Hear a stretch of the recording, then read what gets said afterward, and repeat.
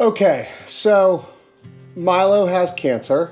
It's fairly advanced to say the least, but the point of this channel and these videos that we're producing, even the playtime videos, we want to make people happy. We want dogs to be entertained. We want people to be entertained. And in any way, shape, or form, if we can ever provide help, we want to do that. And there are people who get these diagnoses all over the world at any given time, and maybe this video helps in some way. And I'm not saying it's a cure, by no means. Let's make that very clear. We have some things that we are doing may extend life, but I'm someone who I have to do something because that's how I sleep at night. Doing nothing, that feeling of helplessness, while at some point I may cross a point where there isn't anything left to do, there isn't anything left to plan for. I do not believe we are there yet. I know that we have time. We have been told 3 months. That's a guess to the best of their ability, so that's what we're gonna do. We're gonna go with 3 months. So I've put together a video as to, if you're getting a diagnosis like this with your dog and you've been told there's not many options, does that mean you can do nothing? And the answer, to the best of my knowledge, is no. There is something you can do. You could educate, you could learn, and there was one recommendation from our veterinarian that while there are no promises, there are no guarantees, I think our veterinarian after all these years knows me. Doing something, trying something is always better than doing nothing. So that's kind of where we're at here. And I'm going to start off by reading what we were given in terms of the results, because it's important to state where we're coming from and what we're dealing with. So the conclusion of the radiology we got was larger left caudal ventral pulmonary mass with multiple smaller nodules, a primary lung tumor with metastasis, pulmonary carcinoma, histiocytic sarcoma is the preferential differential. Osteolysis of the left greater trochanter, most likely due to neoplasia such as osteosarcoma in an older dog. I'm gonna summarize that. He has cancer in his hip, he has cancer in his lungs, we don't know where it originated, and the only way you're gonna find out is to possibly do multiple biopsies. You might not find out the exact answer with one biopsy, and given Milo's age, multiple biopsies and the anesthesia and stuff, at this time we have elected not to do that. It's only because of how advanced it is. So now that I've told you what we have been given in terms of our information, I should also reference blood work. White blood cells were mildly elevated, but there was nothing of note there. I mean, they were just mildly elevated. There'd be a higher elevation of white blood cells if he actually had, for example, a cold, or was just fighting off a generic virus, or even had bad GI distress. All those things could cause a higher white blood cell count. So it was nothing of note, which means, to the best of our knowledge, that the liver is not compromised at this point. Because we feel that the liver is not compromised, that led us to make a decision and our veterinarian to make a recommendation on something that, if you Google search this, I'm gonna provide the results that I got from my Google search, because in case you want to read it yourself, it's pretty in depth. Took a hot minute to learn some of this and go from there. So we are going right now with fenbendazole, which historically, it's called Panicur. We actually use this in our adult dogs if we have a hookworm, roundworm, tapeworm, whatever outbreak. And it is strong and it works. We typically don't use this in puppies because of how strong it is, but we've historically used like Pyrantel in puppies. So if you have ever gotten a dog from us, your dog was given Pyrantel at least 3 times at a very young age. Why on earth is fenbendazole, or a drug that's used for different types of parasites and worms, how on earth is that useful in cancer? Well, does it cure it? No, it does not. Let's make that very clear. It does not. What it is believed to do is slow the growth through just how it works, which I'm going to explain. I'll provide simple analogies to kind of put it in context and go from there. What fenbendazole does, also known as Panicur, it is metabolized by the liver. It's given orally. We've been given it The taste is terrible. We've been giving it to Milo through ice cream, which I'll talk about diet and some of the other changes here at the end. But we've been giving it through ice cream, and essentially what it does is when it's processed by the liver, it forms a metabolite. Now that, I'm gonna provide analogies all along the way because I don't want this to turn into a boring science class that nobody cares about. A metabolite is basically if you put gasoline in the car, you ignite the car, there's exhaust. Exhaust is, in this analogy, is the metabolite. So as fenbendazole is processed by the liver, it produces oxfendazole. Now, fenbendazole has actually stolen the show here and been given a lot of credit, even though it's not actually the main thing that's believed to be slowing the growth of cancer. Believed to be, there's a lot of disclaimers that are going to be in this video. I am not a veterinarian. I've done some homework because I love my dog very much and I care and I want to do something. But you should not follow my advice without consulting a veterinarian. I have to include these disclaimers for obvious reasons. Oxfendazole, which is the byproduct, or metabolite is the better word, it's the correct word. Metabolite, oxfendazole, it disrupts the microtubules of the cells. Now, it doesn't specifically target only cancer cells, it focuses on all of them. But cancer cells are specifically susceptible because of the high amount of glucose that they require because of how quickly they expand and the way that they grow. Now, obviously, I'm sure there's caveats to what I'm saying right now, but I'm trying my best. Oxfendazole, by disrupting the microtubules, imagine the interstate system of the United States. Everything and everyone is transported by it, but imagine just the interstate system. If you blew up the interstate system overnight, trucking stops overnight. Microtubules allow for everything that a cell needs, for the most part. A lot of what a cell needs to survive, to reproduce, to thrive, the microtubules allow that to happen.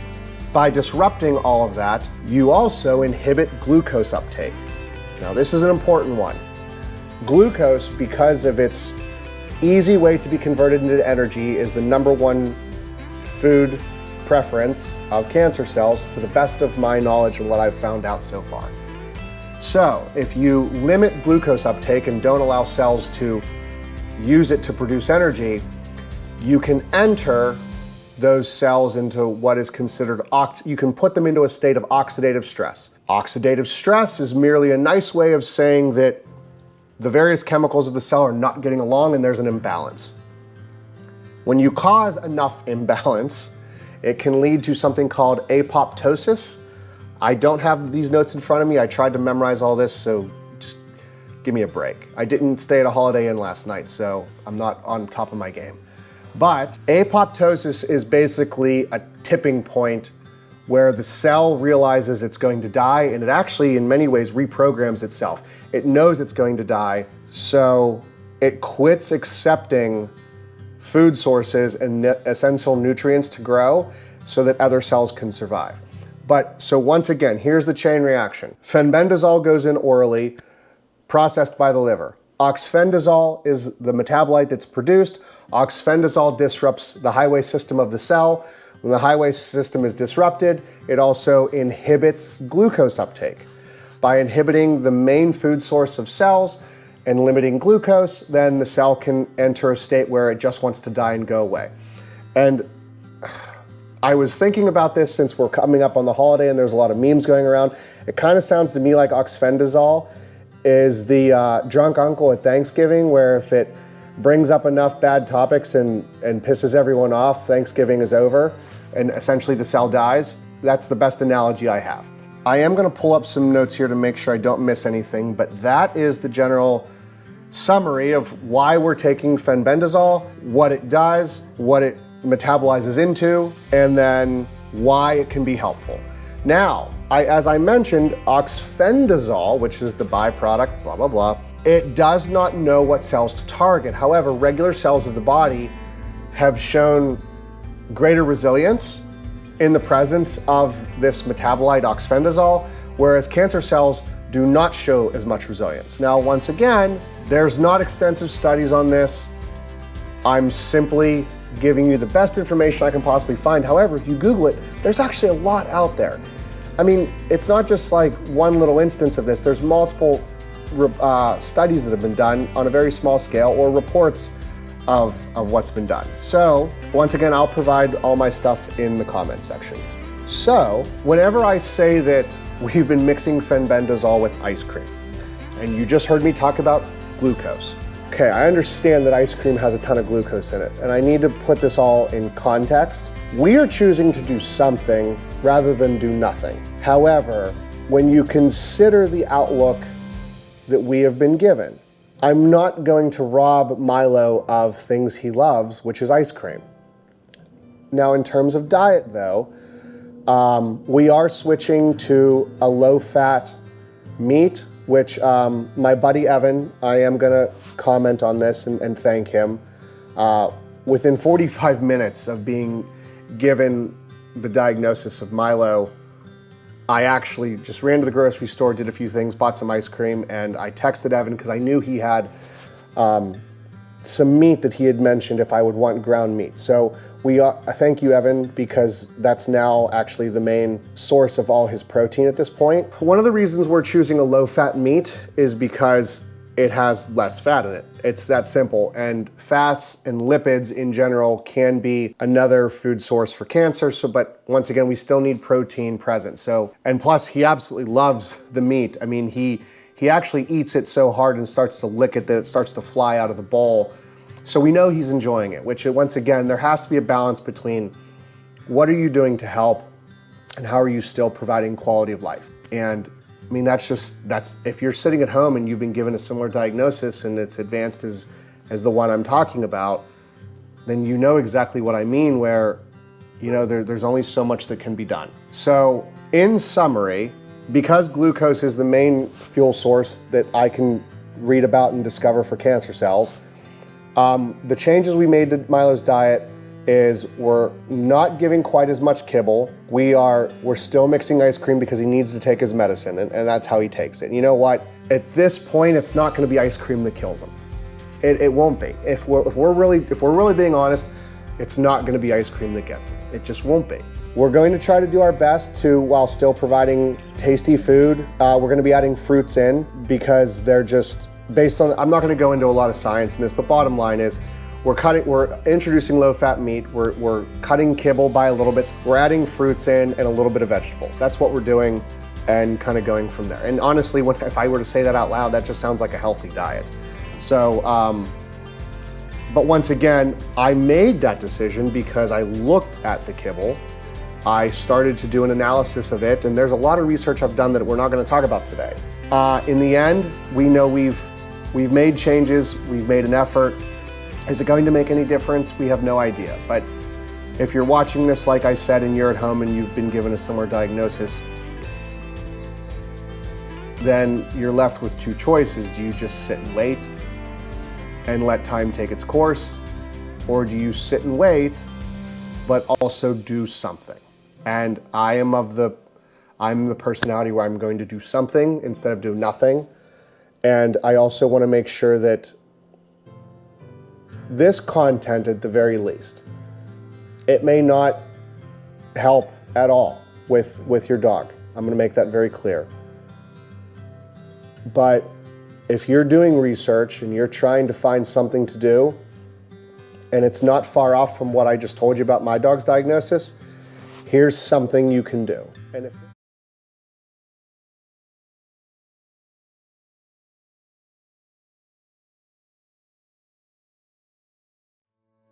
in our 7-year anniversary video, we talked about, like, what do you want in the next 4 to 7 years? What are you most excited about? And this channel was one of them. And, you know, one of the things I mentioned was how all the things that we're gonna get on camera and be able to talk about and the stories we're gonna be able to tell, it's gonna create like a time capsule. So at the very least, we are gonna be doing more videos of Milo, and we'll post them whenever we can. But at the very least, this is going to be a time capsule. We're going to talk about, you know, what are we going through? How are we handling it? I mean, how are we emotionally handling it? It's incredibly sad. So you're not going to replace that, and I don't have the answer for that. I actually don't have the answer for anything, if we're being completely honest. And if you came here for answers, The only possible answer you're gonna walk away from this video with is, you know you did something and you didn't just do nothing. And if you're the type of personality that helps you in some way, then this video has done its job. That's all there is to it. So we will be, talking about the next couple weeks. We'll be filming, and at the very least from my end, this will be a nice little time capsule. And we'll have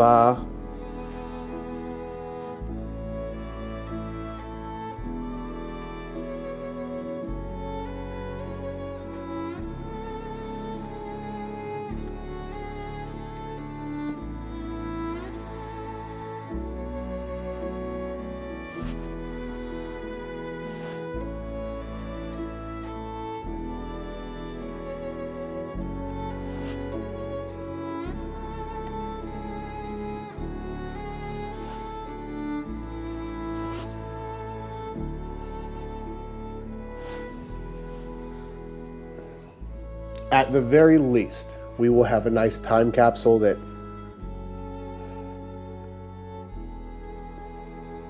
is like a video log for Milo in his last months. I apologize for, it's funny, I actually